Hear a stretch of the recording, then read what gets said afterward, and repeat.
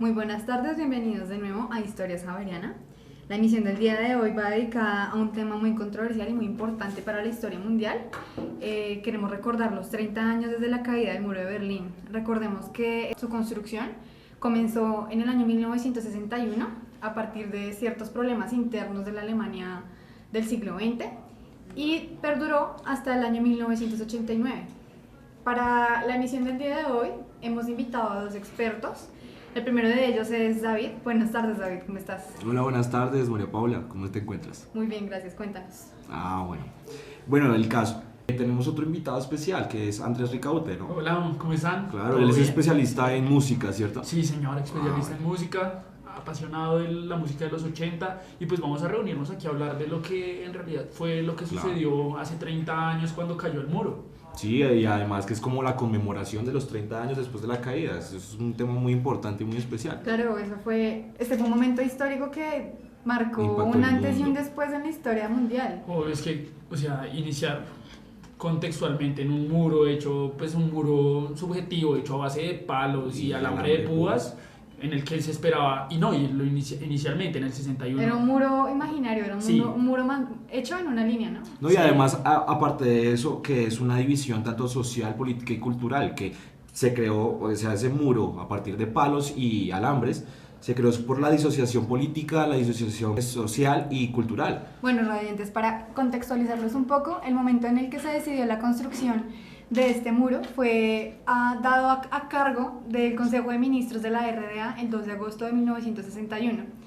Y voy a citar: para poner fin a las actividades hostiles del revanchismo y militarismo de Alemania Occidental y Berlín Occidental, se instalará en la República Democrática Alemana, incluida la frontera con los sectores de ocupación occidentales de Berlín, tal como es habitual en cualquier estado soberano. Pero lo más importante y lo que me parece desde la parte musical que cabe resaltar es que, bueno, inicialmente el muro fue una cuestión de elección. La gente podía pasar de un lado a otro, pero es cuando se cierra la frontera, cuando damos la construcción del muro en unas partes de concreto de más de 3 metros, en otras partes de alambre de púas, con cabinas y con tiradores dispuestos a matar a quien se disponga a pasar del lado oriental al lado occidental. Es ahí donde empieza la parte trascendental de la música. Es en ese momento cuando la música empieza a ser un factor de protesta importante. Y es importante aclarar que pues este acontecimiento no solamente impactó Alemania ni solamente Europa. Esto también fue llevado a países latinoamericanos, a países orientales, donde también esta música fue muy escuchada, ¿no? Obviamente, iniciamos con el grandísimo compositor español, que pues su público en sí no era tanto como la gente de su país. Joaquín Sabina escribiendo una canción sobre el muro de Berlín, donde narra todo lo que sucede, los sucesos atroces, donde él comparte hacia América Latina y todo el público hispanohablante lo que sucedió en Berlín, la historia, donde él habla totalmente de lo que fue la masacre de la gente tratando de cruzar los túneles que pasaron debajo del muro tratando de llegar a Alemania Occidental y muchas veces no tuvieron fruto y murieron en el intento. Además también teníamos las expresiones artísticas, ¿no? Hay muchas imágenes que circulan aún actualmente sobre grafitis, pinturas que fueron también claro que pintadas sobre este mismo muro. No, y no solamente eso, porque a partir del principio, empezando desde el hecho de que se pusieron alambres de púas, a medida que fueron pasando los años, el muro se fue reconstruyendo. El muro fue una expresión ya más actual. El muro pasó de ser palos de madera a ser concreto, físico concreto de 3.6 metros de altura, en los que las personas de Oriente querían pasar, las personas de Occidente querían pasar, querían como unir su sociedad, y ellos armaron como una revuelta, un tipo de revuelta, un tipo de manifestación en la que cómo podían ellos pelear contra militares armados, francotiradores que estaban dispuestos a matar al que tenía la idea de pasar. Bueno, a partir de ese momento se dieron las manifestaciones de los grafitis. Ustedes saben que el muro, Alemania, toda Berlín, estaba dividida por 150 kilómetros de concreto. En esas manifestaciones, todos los 150 kilómetros se veían rayados, pero no como para ofender al gobierno, sino como para una manifestación de queremos igualdad, queremos una sociedad unida, tanto los de Oriente como los de Occidente. El primer artista en rayar el muro de Berlín fue Thierry Neuville. Él estuvo a cargo de toda la parte urbana, artística y urbana que se presenció en esta época. Bueno, y después de la caída se dejó un tramo pequeño, de 1 kilómetro, en el que se llamó la Galería del Lado Este. Esa Galería del Lado Este tiene absolutamente todos los como la esencia de lo que partió las manifestaciones artísticas y culturales de esa época. David, ¿y en qué se caracterizaban estas expresiones? ¿Tenían algo en común? Bueno, algo en común, sí, digamos que todos fueron como una manifestación de su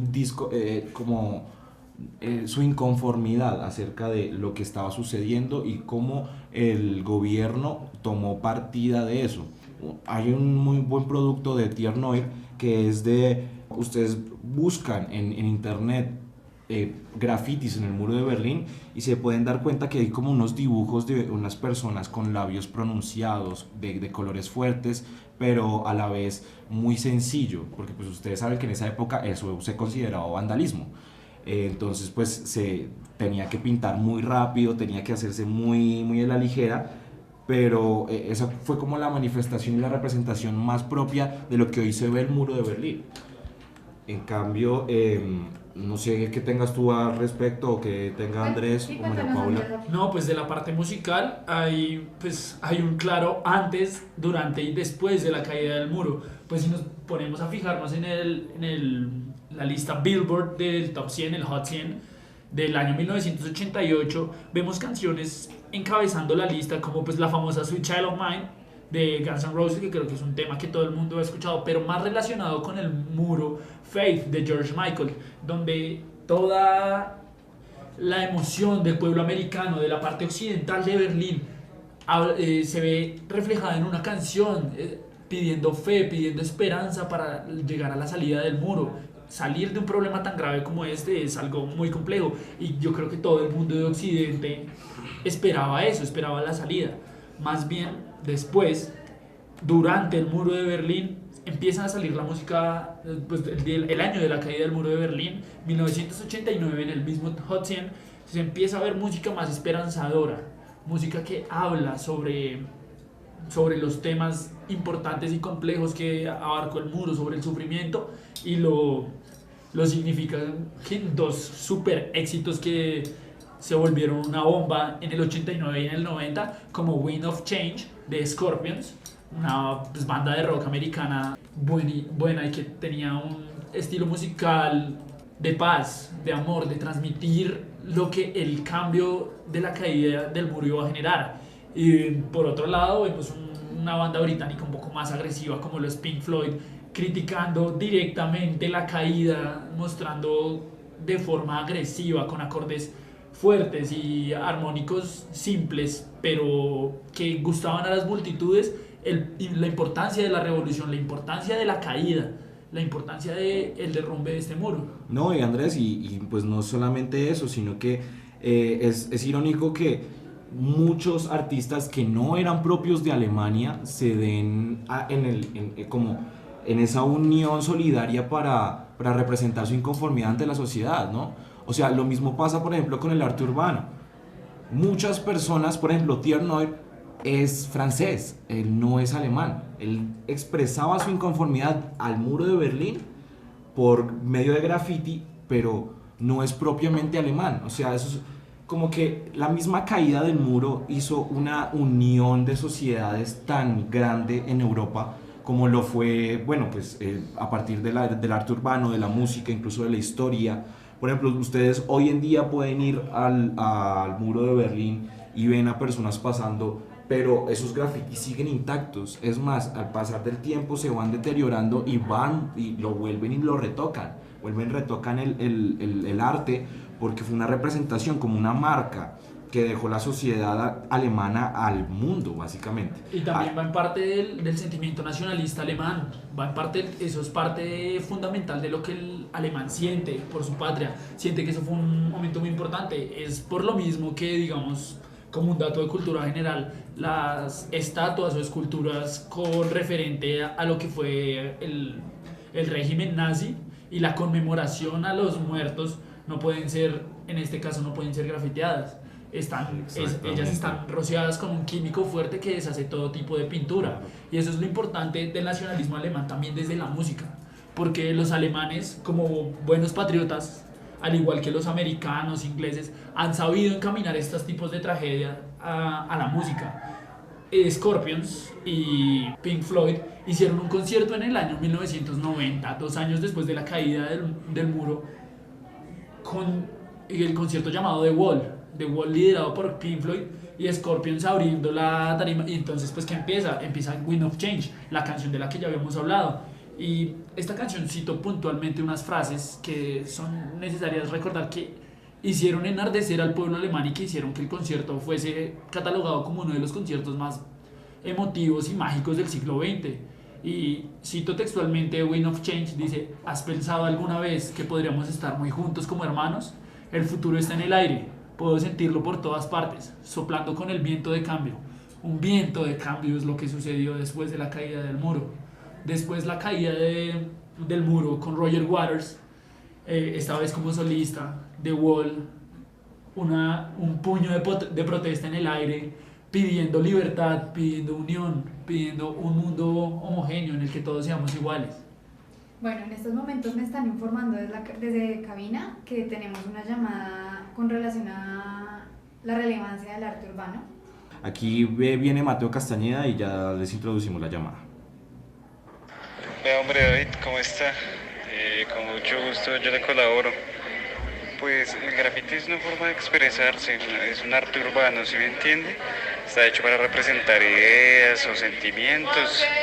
A veces uno expresa pensamientos o propuestas, o a veces simplemente es para expresar una inconformidad, como es lo que se ha visto últimamente. Se ve reflejado esto en un dibujo, en un garabato, que a veces no tienen pues mucho sentido, pero los que entendemos pues sabemos de qué se está hablando. Muchos de nosotros nos identificamos con seudónimos o apodos, porque utilizar el nombre propio pues también puede poner en riesgo como la integridad, ¿no? Esto que tiene que ver con el muro de Berlín. El muro de Berlín era una estructura que estaba hecha por el Estado para evitar que los alemanes orientales se fugaran del país, básicamente. Y pues esto separó familias, organizaciones y demás. Y como se expresaba el pueblo frente a un gobierno violento, pues en las paredes, como una hoja en blanco, ahí se dejaba expresado todo lo que el pueblo sentía, todas las inconformidades. Bueno, Mateo, muchísimas gracias, la verdad, por tu información, fue muy valiosa para la edición de hoy. Sí, introduciendo un poquito lo que él dijo, fue básicamente eso, como la disociación de toda la sociedad. Ya para último lugar vamos a otorgarle un espacio, entonces que tengan muy buenas tardes. María Paula, muchísimas gracias por la invitación. Igual, muchísimas gracias a todos ustedes, radioescuchas, que están interesados en lo que sucedió en la música en este muro de Berlín.